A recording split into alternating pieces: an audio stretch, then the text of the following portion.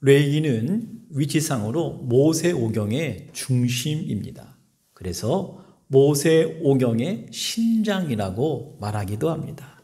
그런데 21세기를 살아가고 있는 현대 그리스도인들에게는 레위기가 복잡하고 난해한 책이라고 여겨져서 외면당한 책이기도 합니다.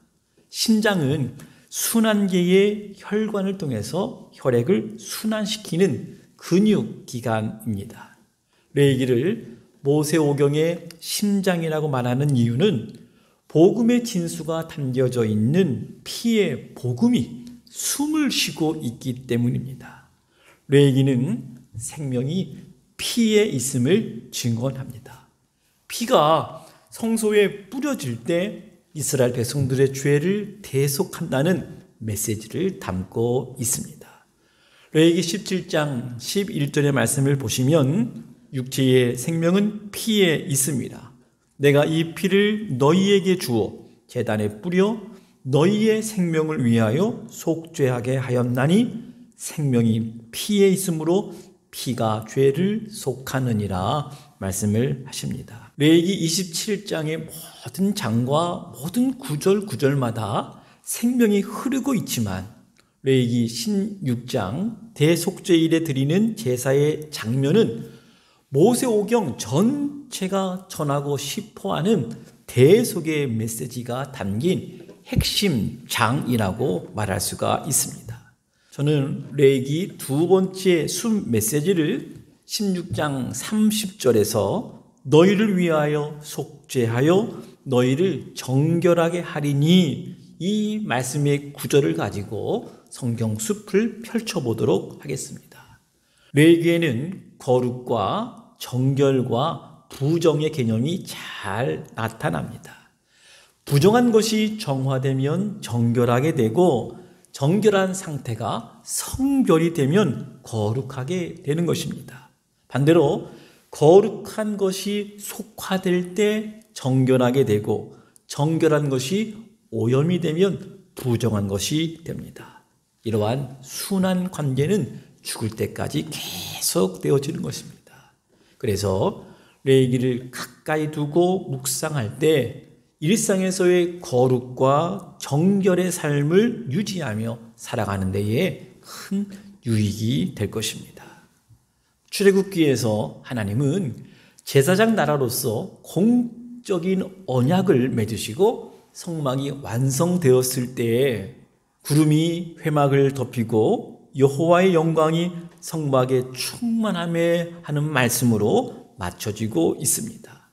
그리고 레위기는 여호와께서 회막에서 모세를 부르시고 그에게 말씀하여 이르시되 이렇게 시작을 합니다. 제사와 속죄의 성막이 완성되었을 때에 여호와께서 모세를 바로 그곳에서 부르셔서 거룩과 정결에 대한 말씀을 해 주신 것이 레위기라고 하는 것입니다. 레위기는 시간의 흐름이 있는 이야기의 전개보다는 제사장 나라 거룩한 백성의 삶을 위한 규정집이라고 말할 수가 있습니다. 그래서 레위기 읽기가 지루하게 느껴질 수가 있다는 것입니다. 그러나 레위기의 구조를 볼 수 있고 레위기가 전하는 피의 복음을 듣고 아멘으로 화답할 수 있다면 은혜의 홍수가 차고 넘치게 될 것이라고 확신합니다. 레위기를 출애굽기 구조와 마찬가지로 구원이라고 하는 신학적인 주제의 숲으로 보면 구원과 구원 그 이후에 관한 말씀으로 구성되어 있습니다. 이를 근거로 레위기도 크게 두 부분으로 나눌 수가 있습니다. 1장부터 16장까지는 하나님께 어떻게 나아가야 할까? 이스라엘은 어떻게 거룩성을 회복하는가? 하나님께 예배하는 수단으로서의 제사법을 다루고 있고 17장부터 27장까지 후반부는 일상에서 하나님과 어떻게 동행할 수 있을까? 거룩해진 이스라엘은 어떻게 거룩함을 유지할까? 거룩한 삶을 살기 위한 성결법을 다루고 있습니다. 이러한 주제는 시간과 공간을 초월합니다. 조금 더 자세하게 살펴보면 전반부 1장에서 7장까지 5가지의 제사를 통해서 하나님께 나아가는 길을 반복해서 제시하였습니다. 1장부터 5장까지 번제, 소제, 화목제, 속죄제, 속건제 규례에 대한 말씀을 하셨습니다. 그리고 6장과 7장은 특별히 그 5가지의 제사 중에서 제사장들이 지켜야 할 지침이라고 말할 수가 있다는 것입니다. 제사의 원칙은 거룩한 장소에서 지속적으로 그리고 거룩하게 드려라 하는 것이었습니다. 이 제사를 통해서 특별히 구별된 사람, 제사장을 세워서 8장부터 10장까지 제사장의 직무와 역할에 대해서 말씀을 해 주셨습니다.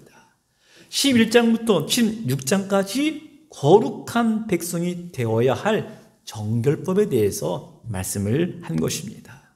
그리고 후반부에 들어서면 17장부터 20장까지 개인적인 거룩한 백성의 삶에 관한 말씀입니다. 이곳에 나온 말씀 중에 예수님께서 인용하신 율법의 가장 핵심이 되는 말씀 19장 18절 말씀 내 이웃 사랑하기를 내 자신과 같이 사랑하라 하는 말씀이 등장합니다. 그리고 21장부터 22장까지 제사장 정결 규정에 대해서 8장에서 10장까지 나왔던 것처럼 대칭해서 나타나고 있습니다. 그리고 23장부터 25장까지 공동체적인 거룩한 백성의 삶에 관한 말씀으로 절기를 지켜라, 안식년과 희년을 지킬 것을 말씀하고 있습니다. 그리고 26장과 27장에서는 모세가 백성들에게 신실하게 언약을 지켜라 당부하면서 그 말씀을 지키는 자들에게 축복과 지키지 않는 자들에게 심판과 저주가 있음을 말씀을 하고 27장에서 서원의 말씀으로 마무리가 되고 있습니다. 사랑하는 여러분, 창조주이시며 영원하신 하나님, 생명의 주관자 되신 하나님을 성경에서 가장 잘 표현한 묘사가 바로 거룩하신 하나님이라는 것입니다. 거룩이란 구별되었다, 구분되었다, 분리되었다는 말로 해석할 수 있는 단어입니다. 하나님께서 이 세상과 분리되어 있는 모습으로만 쓰여지는 용어입니다. 하나님의 생명, 하나님의 선함, 하나님의 정결, 하나님의 공의하심을 말합니다. 그렇다면 피조물된 우리가 그 거룩하신 하나님과 어떻게 관계를 맺을 수 있을까요? 하나님과 친밀한 교제 안에 살려면 답은 우리가 거룩해지는 것밖에 없습니다. 우리가 부정해서는 하나님을 만날 수가 없습니다. 하나님은 우리가 함부로 만날 수 있는 분이 아닙니다. 이 개념을 이해하기 위해서는 창조주이시며 영원하신 하나님께서 이스라엘 백성들을 선택하시고 그들과 언약을 맺으셨다는 사실을 우리가 알아야 합니다. 언약을 잘 지키면 하나님의 소유가 된 백성이 되고 제사장 나라가 되고 거룩한 백성이 되게 하셨다 하였습니다.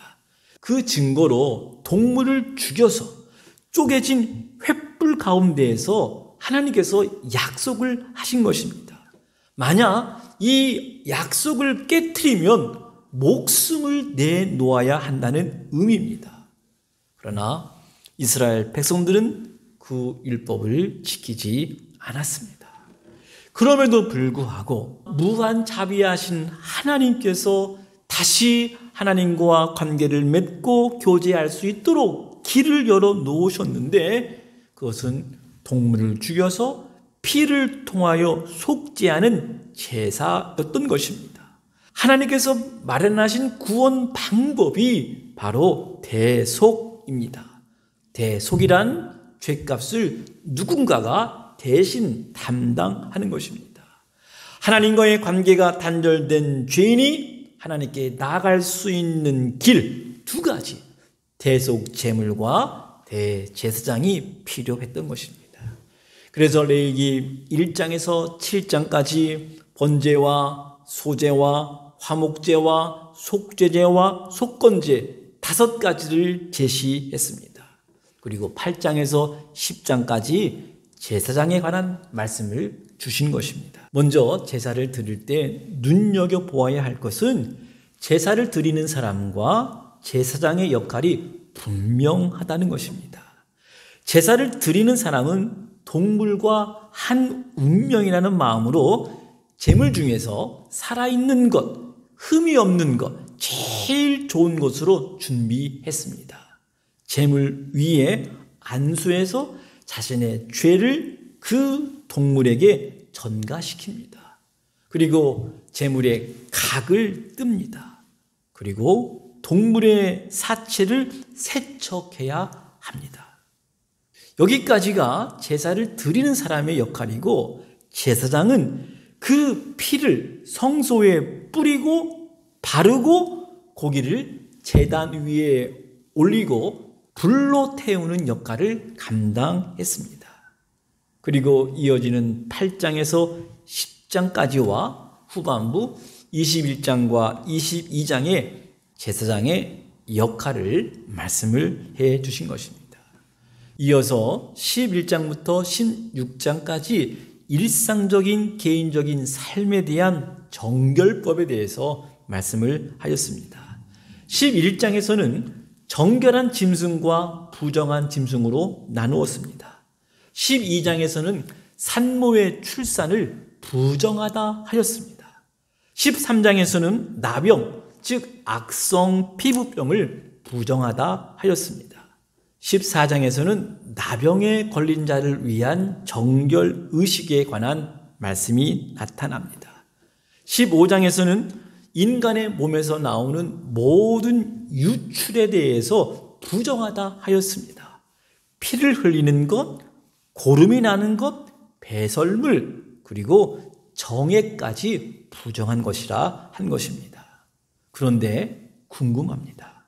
하나님께서 정결하다고 하는 것과 부정하다고 하는 것의 기준이 무엇이었을까? 어떤 음식, 어떤 동물, 어떠한 상황들이 정결하고 부정한 것이었을까? 일부 학자들은 위생적으로, 보건 영양학적으로 주장을 하시는 분들도 있습니다. 그리고 하나님께서 땅을 지으셨을 때에 각 종류대로 지으셨는데 종과 종 사이에 구분이 뚜렷한 것은 정결하고 구분이 애매한 것은 부정하다 하였습니다. 예를 들면 파충류는 종이 불분명하다고 하는 것입니다. 더 나아가서 친족과 가족 간의 성적인 관계로 문란해지는 것, 그리고 동물과 사람 사이에 관계하는 것, 같은 동성 사이에 성적인 관계를 하는 것, 이것은 각 종이 아니라 혼잡한 상태, 그래서 부정하다고 말하기도 합니다. 그러나 일반적으로 하나님은 생명의 근원이시기 때문에, 거룩하신 하나님이시기 때문에 생명이 있는 것은 정결하다 말하고 죽음이 연상되는 것을 부정한 것으로 이해할 수가 있다는 것입니다. 예를 들면 동물의 경우에 육식성이나 사체를 청소하는 동물들은 대부분 부정하다고 하였습니다. 왜냐하면 죽음이 연상되었기 때문에 그렇습니다. 그리고 악성 피부병도 사체가 연상이 되고, 곰팡이는 무덤이 연상이 되고, 남자의 몸에서 나오는 임질과 같은 유출병도 잘못된 성생활로 말미암는 것이기 때문에 부정한 것이다 여긴 것입니다. 레위기가 말하고자 하는 것은 본성적으로 인간은 죄 가운데에서 출생하였고 죄악으로 인해 불의해서 어둠 가운데 있는 상태를 강조한 것입니다.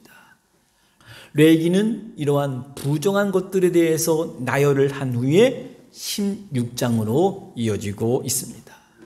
레위기 16장은 레위기에서 가장 핵심적인 장으로 1년에 한 번 대제사장에 의해서 지켜지는 대속죄일에 대한 규례입니다. 피를 통한 속죄와 대속의 죽음이라고 하는 의미가 잘 설명되어 있는 장이기 때문에 그렇습니다. 대속죄일에 일어나는 속죄 제사 과정에 대해서 말씀을 드리겠습니다. 대제사장이라고 해서 이날만 지성소에 들어가는 것이 허용이 되었습니다. 하나님께서 지정한 바로 그 날 속죄일 외에 아무 때나 들어가면 죽는다고 말씀을 하신 것입니다. 먼저 대제사장은 수송아지를 잡아서 피를 가지고 지성소에 들어갑니다. 동쪽 휘장에 한번 피를 뿌립니다. 그리고 성소에 7번 뿌립니다. 그리고 순양을 가지고 번제로 드립니다.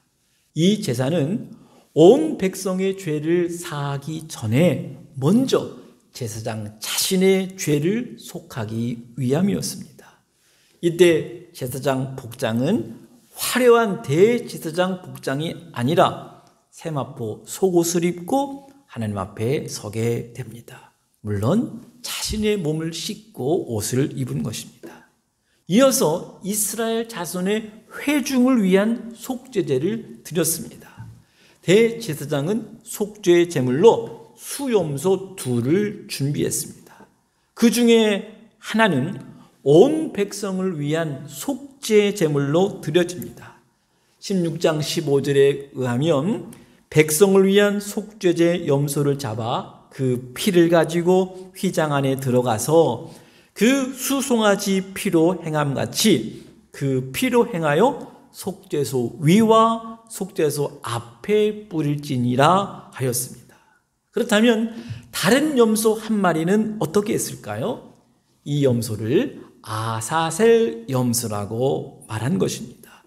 본문으로 설명을 대체하겠습니다. 16장 21절 이하를 보면 아론은 그의 2 손으로 살아있는 염소의 머리에 안수하여 이스라엘 자손의 모든 불의와 그 범한 모든 죄를 아뢰고 그 죄를 염소의 머리에 두어 미리 정한 사람에게 맡겨 광야로 보낼지니 염소가 그들의 모든 불의를 지고 접근하기 어려운 땅에 이르거든 그는 그 염소를 광야에 넣을지니라.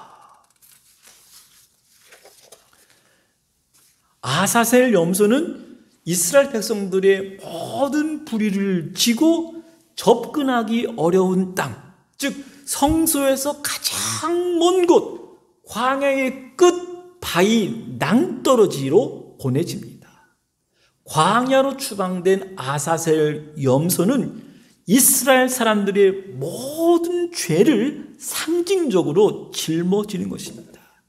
결국 아사셀의 염소는 몸의 찢김 가운데 광야의 염소의 피 냄새를 진동시켜서 맹수들의 먹잇감이 된 것입니다. 여러분, 이 속죄 의식에서 무엇이 생각납니까? 세례 요한은 먼 날 세상죄를 지고 가는 하나님의 어린 양이로다 하고 증언하였습니다. 예수님께서 아사셀 염소가 되셔서 우리의 죄를 대신 짊어지시고 십자가에서 죽으신 것입니다. 히브리서는 오직 하나님과 사람 사이의 중보자는 예수 그리스도뿐임을 증거하였습니다. 예수 그리스도는 대속 제물만 되어주신 것이 아닙니다. 제사를 드리는 대제사장이 되셨습니다. 1년에 한 번 대제사장 외에 지성소에 들어갈 수 없었는데 단번에 십자가에서 자기 자신을 들으심으로 말미암아 그 두꺼운 휘장이 찢어지면서 우리가 지성소에 나갈 수 있는 자격을 얻게 된 것입니다. 그러기에 히브리서 기자는 힘주어 권면합니다. 히브리서 4장 14절에 보면 그러므로 우리에게 큰 대제사장이 계시니 승천하시니 곧 하나님의 아들 예수시라 우리가 믿는 도리를 굳게 잡을지어다. 히브리서 7장 25절 말씀 그러므로 자기를 힘입어 하나님께 나아가는 자들을 온전히 구원하실 수 있으니 이는 그가 항상 살아계셔서 그들을 위하여 간구하심이라. 히브리서 10장 19절 말씀 그러므로 형제들아 우리가 예수의 피를 힘입어 성소에 들어갈 담력을 얻었나니 그 길은 우리를 위하여 휘장 가운데로 열어놓으신 새로운 살 길이요 휘장은 곧 그의 육체니라. 또 하나님의 집 다스리는 큰 제사장이 계시매 우리가 마음의 뿌림을 받아 악한 양심으로부터 벗어나고 몸은 맑은 물로 씻음을 받았으니 참 마음과 온전한 믿음으로 하나님께 나아가자 권면합니다. 예수님께서 대제사장이 되셔서 친히 자신이 제물이 되어 주심으로 말미암아 십자가에서 다 이루었다 선언하셨을 때 그토록 많은 제물이 드려졌어도 1500년 동안이나 굳게 닫혀져 있었던 휘장이 활짝 열려서 우리가 거룩하신 하나님의 보좌 앞에 담대히 나아갈 수 있게 되었습니다. 이어서 레위기의 후반부는 거룩해진 이스라엘이 어떻게 거룩함을 유지하는가, 어떻게 하나님과의 교제를 지속하면서 하나님과 동행할 수 있는가 하는 문제에 대한 분명한 지침을 주셨습니다. 레위기는 거룩의 삶을 일상에서 사는 것이 하나님과의 교제를 지속하며 하나님과 동행하는 삶이라 말씀을 한 것입니다. 레위기는 하나님의 백성들이 거룩하게 살아야 되는 이유는 너희들을 하나님께서 애굽 땅에서 인도하여 내신 그 감격으로 거룩한 삶을 살라 말씀한 것입니다. 그리고 그 구속해 주신 분이 바로 여호와 하나님이심을 증거합니다. 레위기는 율법의 규정이 끝날 때마다 반복해서 증거합니다. 11장 45절 말씀 나는 너희의 하나님이 되려고 너희를 애굽 땅에서 인도하여 낸 여호와라. 내가 거룩하니 너희도 거룩할지어다. 19장 2절 말씀 너는 이스라엘 자손의 온 회중에게 말하여 이르라. 너희는 거룩하나 이는 나 여호와 너희 하나님이 거룩함이니라. 20장 26절 말씀 너희는 나에게 거룩할지어다. 이는 나 여호와가 거룩하고 내가 또 너희를 나의 소유로 삼으려고 너희를 만민 중에서 구별하였음이니라. 22장 32절 말씀 너희는 내 성호를 속되게 하지 말라. 나는 이스라엘 자손 중에서 거룩하게 함을 받을 것이니라.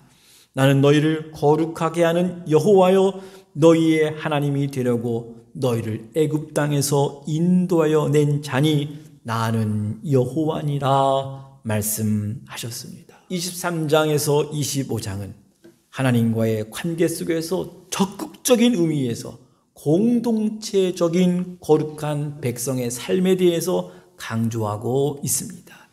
23장에서는 3대 절기뿐만 아니라 안식일, 무교절, 초실절, 나팔절, 속죄일이 함께 나타나 7개의 절기가 소개되고 있습니다. 24장에서는 성소의 규례 중에서 성소의 등대를 밝히는 일과 진설병을 관리하는 규례에 대해서 말씀을 하셨고 여호와 하나님의 이름을 모독하면 거류민이든지 본토인이든지 돌로 쳐 죽이라고 하는 규례의 말씀을 하셨습니다.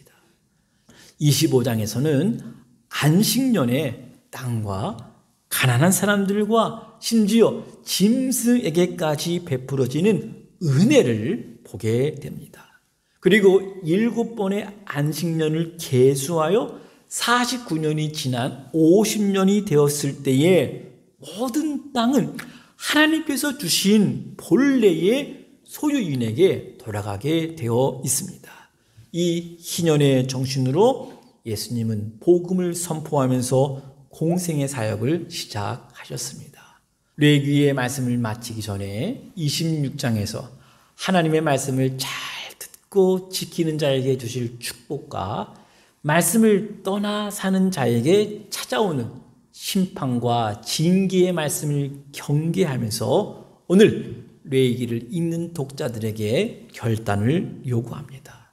이 부르심 앞에 27장에서 이스라엘 백성들이 서원함으로 응답하였던 것처럼 우리를 소유된 백성, 제사장 나라, 거룩한 백성의 삶의 부르심 앞에 아멘으로 화답할 수 있는 저와 여러분이 되어야 하겠습니다. 구약의 복음서라 불리는 레위기를 통해서 참 생명, 참 복음을 미리 맛보고 깊은 은혜를 체험하는 주의 백성들 되시기를 주님의 이름으로 간절히 축원합니다.